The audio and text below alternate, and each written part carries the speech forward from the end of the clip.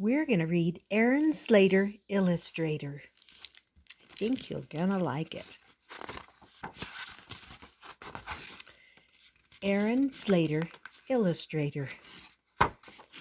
At the end of the garden, in the soft, fading light, when the day turns to dusk and the dusk into night, the sweet scent of jasmine floats into the air to mix with the music of laughter, and there Aaron D. Slater soaks it all in with his flowery blanket tucked under his chin. Words drift like music, melodious, mild, a sweet summer song for a sweet summer child who drifts off to sleep as the cottonwoods sway at the end of the garden, at the end of the day. It's summer, and summer once more, and soon Aaron D. is a youngster of 4. He grows up. The jasmine climbs higher, the roses have grown, and Aaron himself has a spot of his own for seedlings and saplings beside the slate walk, which he illustrates daily with a bucket of chalk. But what he loves most, what makes Aaron's heart sing, is to listen to books in the old garden swing.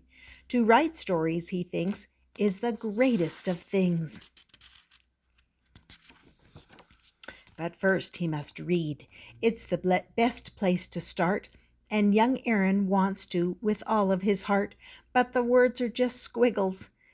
And try though he might, even with help, Aaron can't get it right.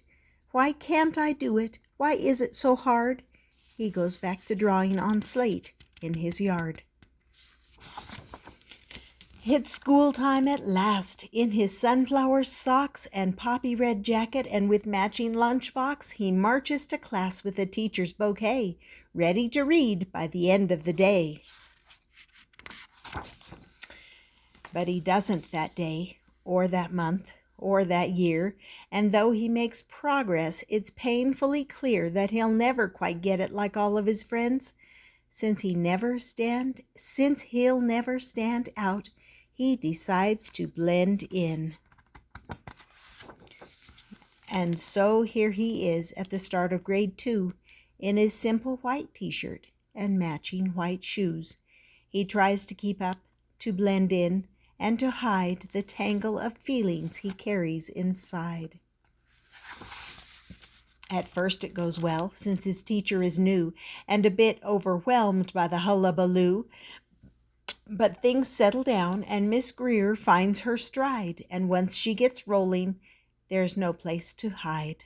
"Class," she says, "here's an assignment for you. Write me a story. Write something true." There he is. And so Aaron does what young Aaron must do. He works on his story like the rest of grade 2. He writes through the evening. He writes through the night. He writes and he writes till the dawn's early light. Then he drags off to school with his shoes filled with lead and his stomach in knots and a pain in his head. And he waits for his turn with his heart filled with dread. Miss Greer calls his name, and Aaron D. stands and unfolds the sheet in his trembling hands. And he reads, well, he tries, but it's so hard to start with 33 eyes peering into his heart. So he stares at his shoes and his sunflower socks. Then he closes his eyes, and then young Aaron talks. Once there was a flower. No, wait, I know. Once there was a magical flower, which gave all who held it extraordinary power. And so begins the most perfect of tales of an imperfect hero whose courage fails when the day turns to dusk and the dusk into night, and the moon rises high, and the dragons take flight, and who learns after all, in the wee morning hours, strength comes from the heart, and not magical flowers, that beauty and kindness and loving and art lend courage to all with a welcoming heart.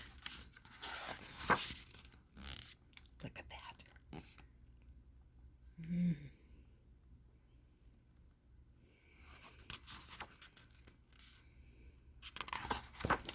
And when the quest ends and the sweet flower dies, the students all gasp, and Miss Lila Greer dies and cries.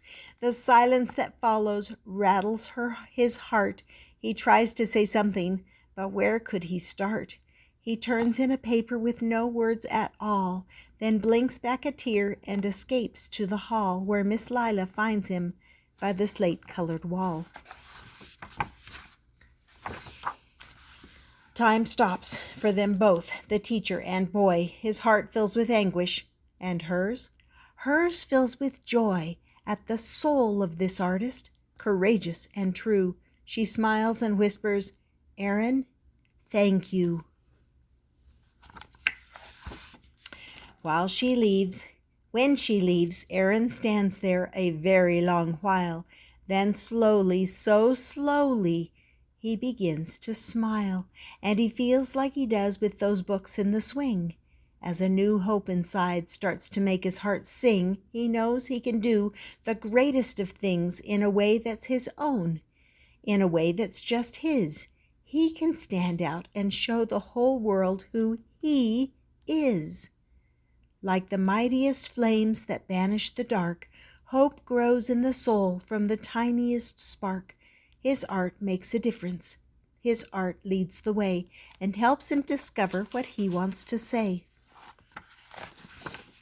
And his reading gets better. Of course, it's still tough, but each day that they work is a little less rough.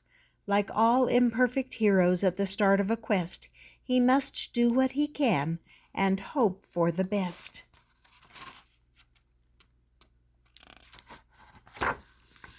Now in the hallway, a new garden grows with jasmine and poppies, a rambling rose, books, art, and music, a dragon or two who soar through a sky of delphinium blue. The art tells a story, melodious, mild, furious, fragrant, wonderful, wild. It's all from the heart, and all of it's true, for Aaron, Miss Greer, and the kids of grade 2. It's a place full of beauty for one and for all, the Illustrator's garden at the end of the hall. That's the story about Aaron Slater, Illustrator.